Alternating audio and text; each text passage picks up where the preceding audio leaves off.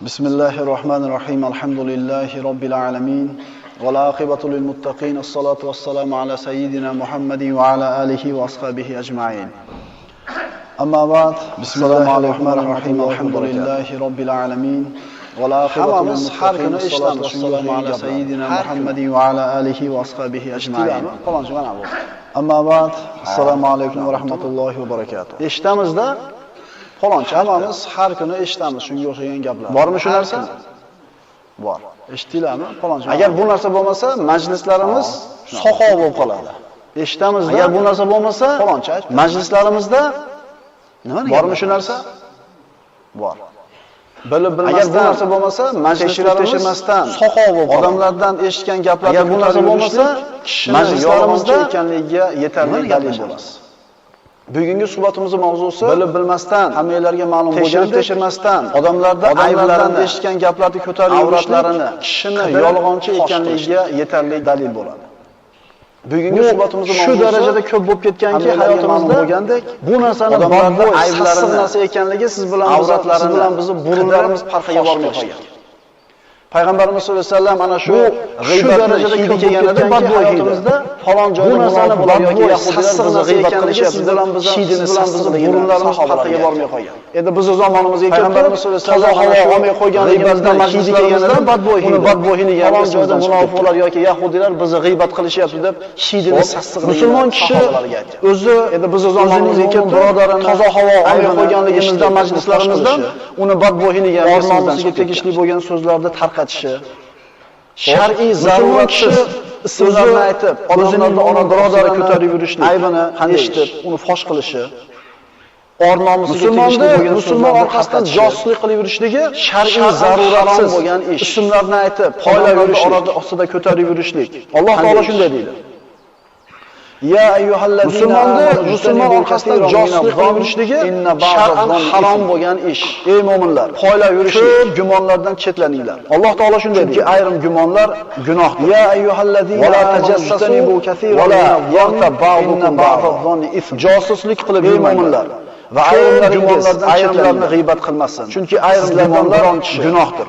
O'zining o'lgan birodarining go'shtini yeyish, yomon ko'rdingizmi? Josuslik qilib g'iybat qilishlikning gunohi ayrimlaringiz ayrimlarni g'iybat qilmasdan ko'ra og'ir bo'lgan biron kishi Allohdan qo'rqingiz, o'lgan birodarning go'shtini yeyishni yaxshi ko'ruvchi bo'lgan mehribondir. Yomon ko'rdingizmi? Ey iymon keltirganlar, g'iybat qilishlikning gunohi gumonlardan o'lgan birodarning go'shtini yeyishdan ko'ra og'ir ba'zilari gunoh. Allohdan qo'rqingiz. Ana quyida nima sababdan odamlar bir-birlarini aybini qiymon keltirgan. Nima sababdan bir-birlarini kamchiliklarini tashib yuradi? Chunki gunohlarning ba'zilari gunoh. Ibn Hajar Haytamiy aytadi. Mana quyida nima sababdan odamlar bir-birlarini yashirin bo'lgan ishlarni qidirib yurishni qidiradi? Nima sababdan bir-birlarini kamchiliklarini tashib yuradi? Yashirayotgan ishlarni qidirib yurishlik mana shu oyat Ibn Hajar Haytamiy aytadi, harom qiladi. Odamlarda yashirin bo'lgan ishlarni qidirib yurish Payg'ambarimiz sollallohu alayhi vasallam ya'ni odamlardan ko'rsatishlikda xohlamayotgan yashirayotgan ishlarni qidirib yurishlik hali mana shu oyat bilan qalblariga kirmasdan faqat tili bilan iymon keltirganlar. Termiziyning sahihlarida musulmonlarga aziyat bermanglar, shunday dedilar. Ularni avratlarini kuzatib, avratlarini ayblarini ochib uyaltirmanglar. Iymon qalblariga kirmasdan bir musulmonning tili bilan iymon keltirganlar. Uni musulmonlarga aziyat bermanglar. Avratini ochib, ularni avratlarini kuzatib, musulmonlarning ayblarini ochib uyaltirmanglar. Aybini istab, fosh qilishni niyat yurganlar musulmonning avratini Alloh o'zi aybini fosh qiladi. Uyaltirsa, Alloh taolo uning avratini ochib sharmanda musulmonga bo'lgan musulmonni orqasidan qasddan aybini istab fosh qilishlik niyati yurganlarni Alloh taolo o'zi aybini fosh qiladi hamda sharmanda. Arab tilida harom degan so'zdan musulmonni obro'yiga tegishlik ikkinchi musulmonga harom degan. Hurmat degani nima degani? Bir musulmonning molini nohaqdan ikkinchi musulmon yeyishligi harom degan so'zdan olinadi. Ibn Umar roziyallohu anhu bir musulmonni kunlarida Ka'batullohga qarab musulmonga harom degan. Naqadar ulug'san. Bir musulmonning molini nohaqdan ikkinchi musulmon yeyishligi harom degan ulug'. Lekin Ibn Umar roziyallohu anhu kunlarida birida Ka'batullohga qarab aytadilarki, Alloh taolo naqadar huzuridagi bir musulmonni hurmati seni naqadar ulug'san. Hurmating naqadar ulug'sa, bir musulmonda aybini fosh qilib, uni sharmanda qilib, aybini fosh qilib qidirib yurgan odamning qilgan gunohi bir musulmonni buzgandan ko'ra og'irroq, hurmatingdan balandroq. E'tibor beramizmi shu narsaga? Xulosa, bir musulmonda aybini fosh qilib, uni sharmanda qilib, aybini fosh qilib qidirib yurgan odamni qilgan gunohi Ka'bani buzgandan ko'ra o'zing kelgan birinchi odam unga e'tibor beramizmi shu narsaga? Eshitdingizmi deydi. Hozir o'sha siz aytayotgan gap dunyo yoki oxiratingizga foydasi bo'lsa eshting.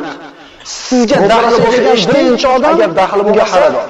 Eshitilgan har bitta so'zga, gapirilgan hozir o'sha siz aytadigan gap dunyo yoki oxiratingizga foydasi bo'lsa eshiting. Payg'ambarimiz sizga daxli bo'lsa eshiting.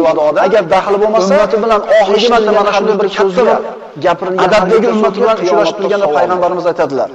Inna dima'akum va amwalakum payg'ambarimiz sollallohu alayhi vasallam alaykum haromun ummati bilan oxirgi marta mana shunday bir katta adabdagi ummati bilan uchrashib turganda payg'ambarimiz aytadilar.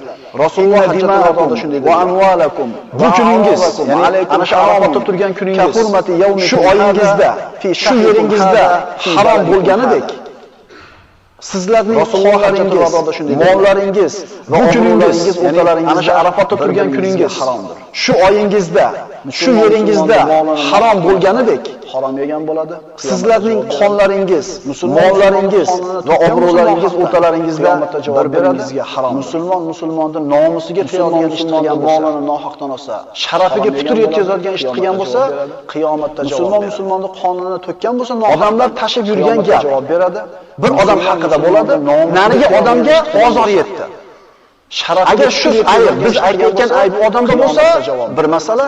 Endi biz aytgan tashib yurgan gap odamda yo'q bo'ladigan bo'lsa, bir odam haqida bo'ladi, nariga odamga ozor yetdi. Agar shu zulm ko'rgan odam ayb odamda bo'lsa, Parvardigor endi biz aytgan menga bo'xton qilayotganlarni o'zingga qo'ydim desa, tuhmat qildik.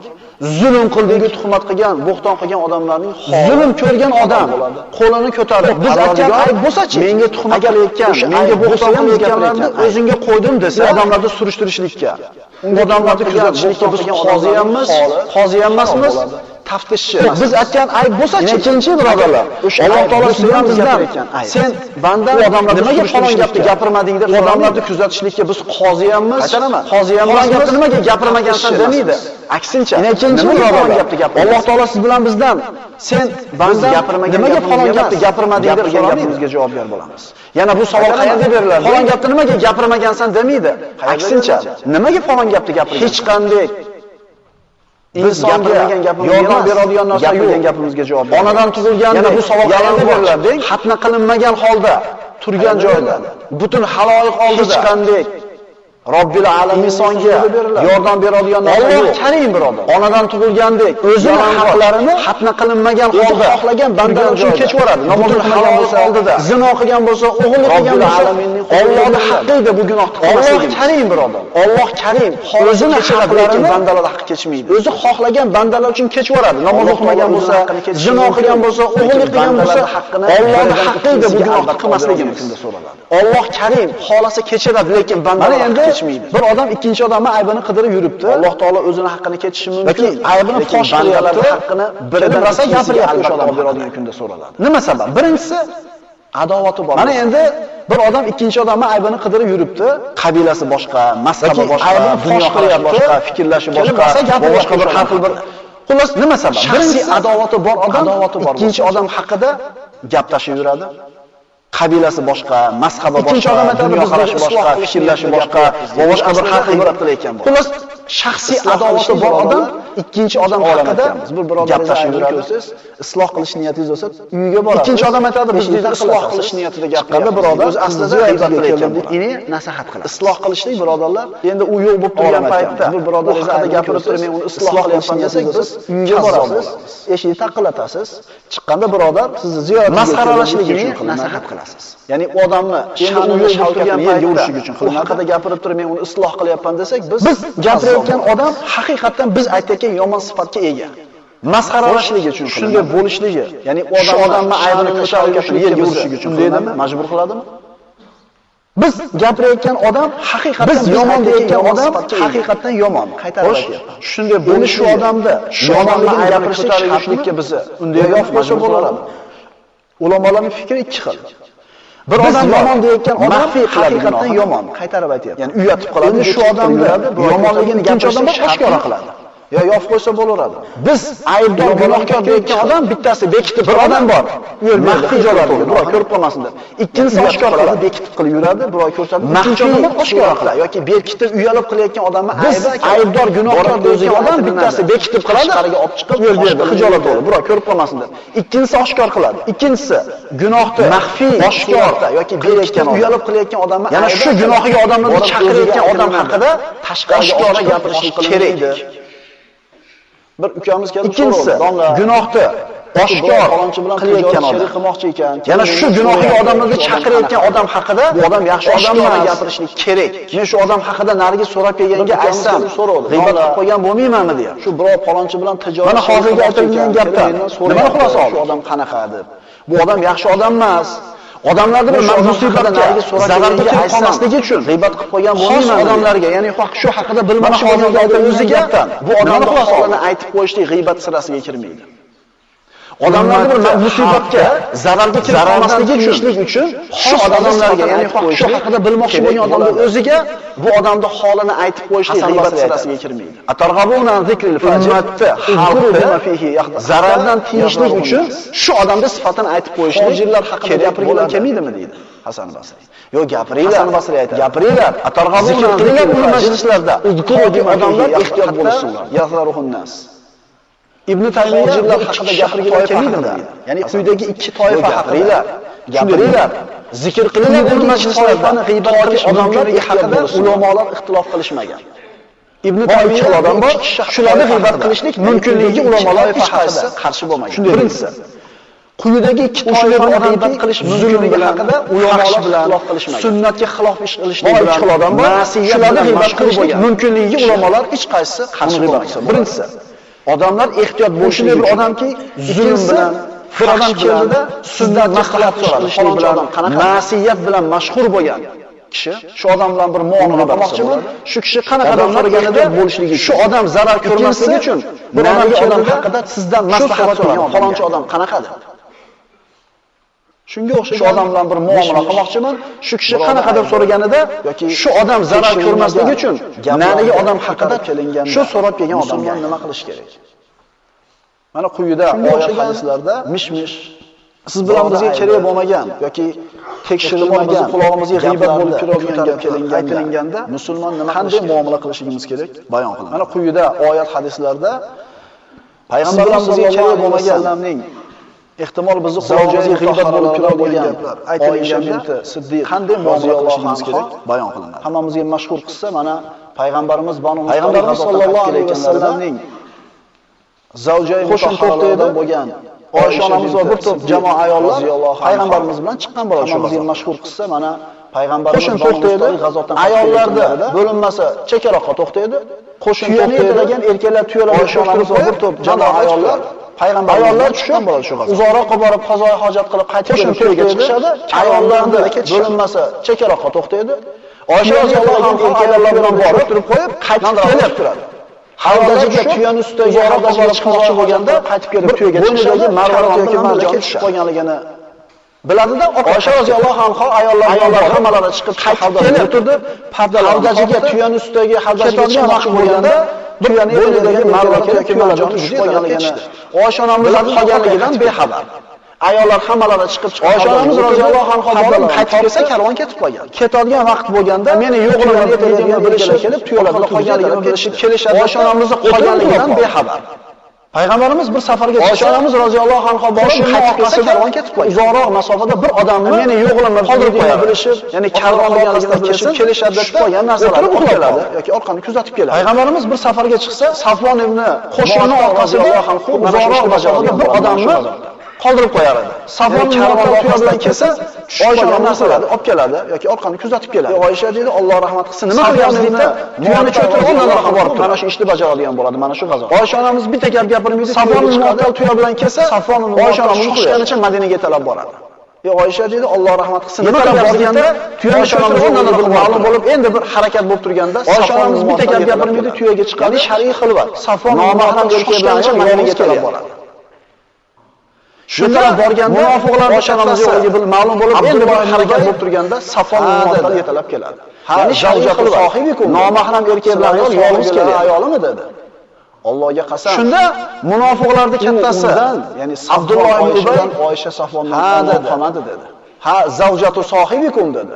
Sizlar sohibalari bir-biridan omon qolmadi dedi. Allohga qasam. Munofiqni tutgan mavqifini ko'ring. Shuning uchun keyin jazolangan paytda unga jazo berish imkoniyati bo'lmadi. Bu gapni musulmonlar gapirib qo'yishdi o'zlari. So'zni qarang. Bu bir-biridan omon qolmadi dedi. Payg'ambarimiz sollallohu alayhi vasallamga qattiq aziyatni ko'ring. Shuning uchun keyin jazolangan paytda unga jazo berish imkoniyati bo'lmadi. Bu gapni musulmonlarga og'ir gap bo'ldi. Juda qiyin holat bo'ldi.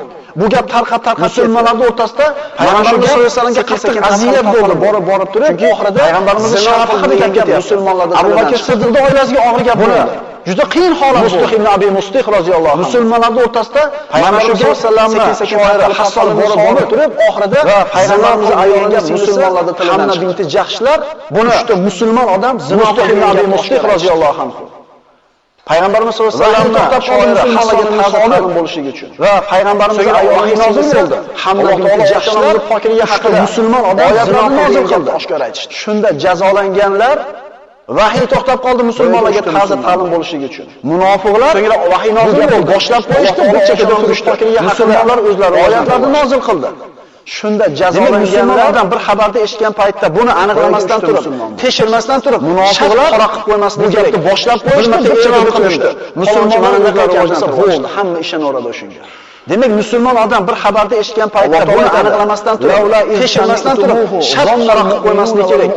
Bir marta e'lon qilindi. Mo'minlarchi mana bunaqa ekan desa, bo'ldi. Sizlar bu bo'xtonni eshitgan paytingizda mo'min va mo'minalar bir-birlari haqida yaxshi sanab, bu ochiq bo'xton-ku desalar, mu'minatu bi anfusihim khayra. Mana shu mavqifda Alloh subhanahu va taolo payg'ambarni eshitgan paytingizda mo'min va mo'minalar bir-birlari haqida yaxshi o'ylab, bu ochiq bo'xton-ku desalar bo'lmasmidi?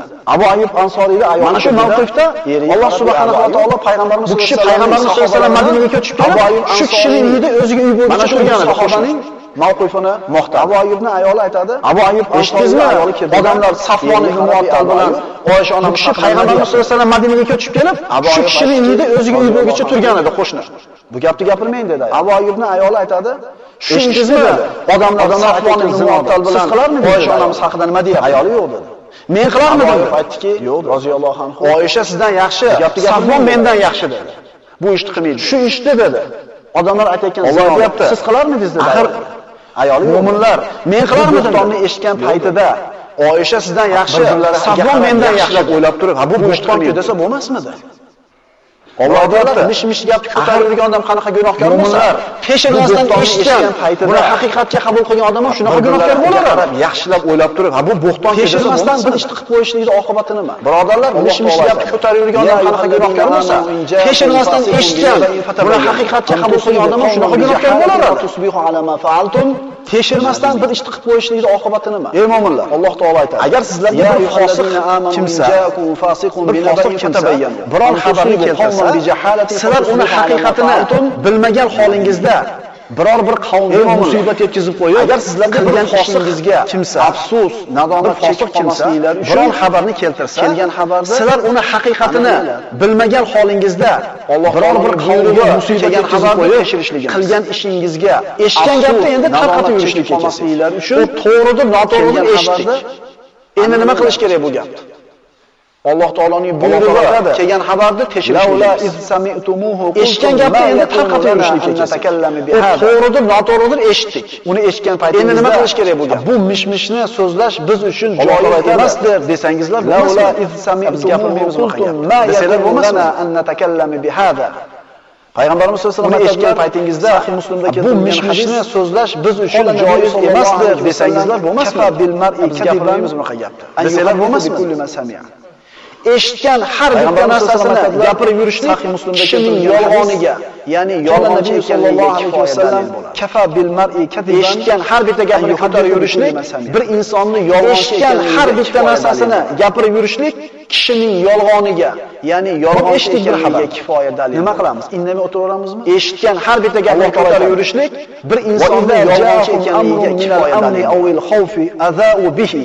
ولو ردوه إلى الرسول وإلى أولي الأمر منهم لعلمه الذين يستنبطونه منهم ولولا فضل الله عليكم أمر من الأمن أو الخوف أذاؤوا به ولو ردوه إلى الرسول وإلى أولي الأمر منهم لعلمه الذين يستنبطونه منهم ولولا فضل الله عليكم ورحمته لاتبعتم الشيطان إلا قليلا.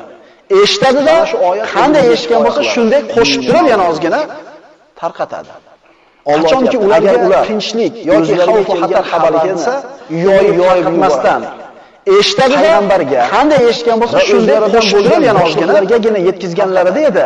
Ya'ni mana shu xabarda to'g'ri noto'g'riligini bilmoqchi bo'lgan kishilar yoyib tarqatmasdan bilib olardi.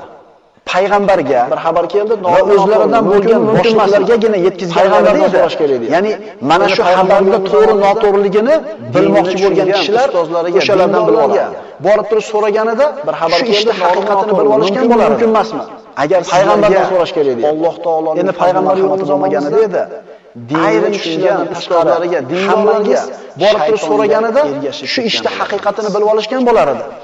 Agar sizlarga tushunamizki, Alloh taoloning fazli marhamati bo'lmaganida ozginasiylar ayrim kishilardan gapini olib borib tekshirib keyin shaytonga ergashib ketadi. Endi ko'proq qismi eshitib shunday ketaveradida shaytonga ergashib ketadi. Demak, bu odamlarda ozginasiylar eshitgan gapni olib borib tekshirib odamlar o'rtasida bo'ladi-yu, muomalalardagi endi ko'proq qismi eshitib shunday ketaveradida shu gap tashlikdan kelib chiqadi. Agar boshida shu nasihat qilib qo'ysa, bo'ldi, yig'ishtir bunaqa gapni, olib kelmay biz oldimizga deb turib, nasihat qilib og'zi yopib qo'yilsa-chi, 90% muammo bo'lmasa, 90% shu gap tashlikdan kelib chiqadi. Agar boshida shu nasihat qilib qo'ysa, bo'ldi, yig'ishtir bunaqa gapni, olib kelmay biz oldimizga deb nasihat qilib og'zi yopib qo'yilsa-chi, xatoga kirgan 90% muammo bo'lmasa, esdan chiqmasin. Hammamiz ham xato qilamiz. Ayb kimda ekan? Hammamizda ham ayb bor. Tilimiz bilan quloqimizda ekan. Ma'siyatga ergashgan Payg'ambarimiz sollallohu alayhi vasallam oldiga gap tashlayotgan yoki bir xatoga kirgan inson bilan qanday muomala? Moiz roziyallohu anhu keldi. Hammamiz ham Rasululloh men zino qilib qo'ydim dedi. Hammamizda ham ayb bor. Men zino qilib qo'ydim, meni poklab qo'ying dedi. Payg'ambarimiz shunday yuzini burib oldi. Payg'ambarimiz sollallohu alayhi vasallam oldiga, ya'ni eshitmagandek qilib, moiz aybini ochma degandek qilib teskari qarab qo'ydim dedi. O'zi gunohini e'tirof qilib kelsa payg'ambarimiz tavba qil, uni aytma, oshkor qilma deyapti. Ya'ni eshitmagandek qilib bir go'zal axloq aybini ochma degandek qilib teskari qarab. U bizga kelib aytmaydi, men manaqa gunoh qildim. O'zi gunohini e'tirof qilib eshitib turib nisbat qilib qo'yaramiz. Uni aytma, oshkor qilma deyapti. Ma'siyatga kirgan kishi bunaqa bir go'zal axloqdan qancha uzoq bo'lib ketganmiz. U bizga kelib aytmaydi, men manaqa gunoh qildim deb. Biz eshitib turib nisbat qilib qo'yaramiz gunohni. Yomon qilgan xatosi ma'siyatga kirgan kishi fazilati 10 ishlar. Birinchisi yomon ko'ramiz. Bitta qilgan xatosi, bizga nisbatan qilgan bitta kamchiligi shu avvalgi fazilatini yuvormasdan emas. Qaytarib aytaman, biz birodarimizning qilgan xatosini yomon ko'ramiz, o'zini emas. Fazilati 10 ta. Bitta qilgan xatosi, bizga nisbatan qilgan bitta kamchiligi avvalgi fazilatlar sahihayda Ibn Umar roziyallohu anhu. Qaytarib aytaman, biz birodarimizning qilgan xatosini yomon ko'ramiz, o'zini emas. Kim bir musulmon birodarning aybini berkitishlikka harakat qilamiz. Payg'ambarimiz sollallohu alayhi vasallam aytadilar, sahihayda Ibn Umar roziyallohu anhudan qiyomat so'rada musliman masarafullohu yawmal. Chunki biram ayblarimiz bor. Kim bir musulmon birodarning aybini bekitsa, bilmaydi. Alloh taolo qiyomat kunida bir bandani hisobga olib keladi mo'minni. Ustini shunday o'rab qo'ymasin. Chunki biram ayblarimiz bor. Uni Allohdan boshqa hech kim kitabahu bilmaydi. Ammo kimning kitobi o'ng qo'lidan beradi. Alloh taolo qiyomat kunida bir bandani hisobga olib keladi mo'minni. Alloh taolo o'rab qo'ygan satrning ichida turar ekan kitobini berib. Gunohi yetarli. Halol bo'lish aniq. O'qib bo'lib halol bo'lishni deb turgan Alloh taolo o'ng qo'lidan beradi. Dunyoda seni ayblaringni yashirganmanmi deydi. Bu yerda Alloh taolo o'rab qo'ygan dunyoda shartlar qilgan kitobini o'qiydi. Gunohi yetarli. Halol bo'lish aniq. O'qib bo'lib halol bo'lishni deb turgan Alloh taolo dunyoda seni ayblaringni yashirganmanmi? Alloh taolo bu yerga pardani ko'tarib tashlaydi. Dunyoda shartlar qilib ketadi. Endi odamlarning ko'zida bu odamning kitobida bitta ham gunoh yo'q bo'lib ko'rinadi. Ko'ringlar meni kitobim mana. Birorta xato qilmagan bo'l. Inni zonantu anni Alloh taolo bu yerga pardani ko'tarib tashlaydi. Chunki men kitobga ro'bara bo'lishimni bilaman. Odamlarning ko'zida bu odamning kitobida bitta ham gunoh yo'q bo'lib ko'rinadi. Ko'ringlar meni kitobim mana deydi. Savol beraylik. Inni zonantu anni mulaqin hisabiya. Chunki bir kun men hisob kitobga ro'bara bo'lishimni bilardim. Fa huwa fi aishatin rodiya. Endi u rozi bo'ladi. Istash kerak unaqa narsani. Savol beraylik o'zimizga. Bu xotira daftarini istash kerak uni. 2 marta yo 3 marta. Ochganmanmi deb so'ramaymiz. Birodar aybini bekitganmanmi? Men birodar aybini ochganmanmi deb so'ramaymiz. Bu savolda hojati yo'q. Men bekitganmanmi birodar aybini degan savolga daftarni ochib istash kerak uni. Agar siz bilan ochganmanmi deb so'ramaymiz. Haqiqiy sharmanda qiladigan qiyomat kunida men birodar aybini ochganmanmi deb so'ramaymiz. Bu savolda hojati yo'q. Men bekitganmanmi birodar aybini degan savol beraylik o'zimizga. Agar siz bilan biz insonlarni haqiqiy sharmanda qiladigan qiyomat kunida Alloh taolo aybimizni ochib sharmanda qilishini xohlamasak, dunyoda gapirsak odamlar birodarlarimiz aybini muloyim muomala qilasiz. Xatoga, gunohga, adashlikka tushgan musulmonga Umar ibn Hattob roziyallohu anhu muloyimlik oldiga shomlik bir kishi kelardi, ulfatchi bu gapni gapirsang odamlar hayron. Birdan yo'q qana qilib muloyim muomala qilasiz. Xatoga ketgan, gunohga kirgan. Falon kishiga nima bo'ldi kelmay qo'ydi. Umar ibn Hattob roziyallohu anhu ashoblar oldiga shomlik bir kishi kelardi, araqqa berilib ketdi odam dedi. Birdan yo'q bo'ldi. Umar ibn Hattob araq ichgan kishiga qanaqa muomala qildi? Umar ibn Hattob kotibini chaqirdi. Falon kishiga nima bo'ldi kelmay qo'ydi. Bismillahirrohmanirrohim. Ashoblar alhamdulillah assalomu vassalamu rasulillah. Araqqa berilib ketdi odam. Umar ibn Hattobdan Umar ibn Hattob araq ichgan kishiga qanaqa muomala qildi? Kotibini chaqirdi. Albatta yozdi. Qudratli va Bismillahirrohmanirrohim. Gunohni mag'firat qiluvchi, tavba tazarruni qabul qiluvchi, azobi qattiqdan in'om ihson senga salom bo'lsin. Allohdir. Albatta o'zga iloh yo'qdir. Qudratli magar uning o'zigina bordir. Gunohni mag'firat qiluvchi, tavba tazarruni qabul qiluvchi, azobi qattiq va in'om ihson egasi bo'luvchi Alloh. Gunohni mag'firat qiluvchi iloh yo'qdir. Tavba tazarruni qabul qiluvchi bordir. Azobi qattiq o'zigina in'om ihson egasi bo'lmish Allohdir. Hech qanday iloh yo'q, magar uning o'zigina bordir.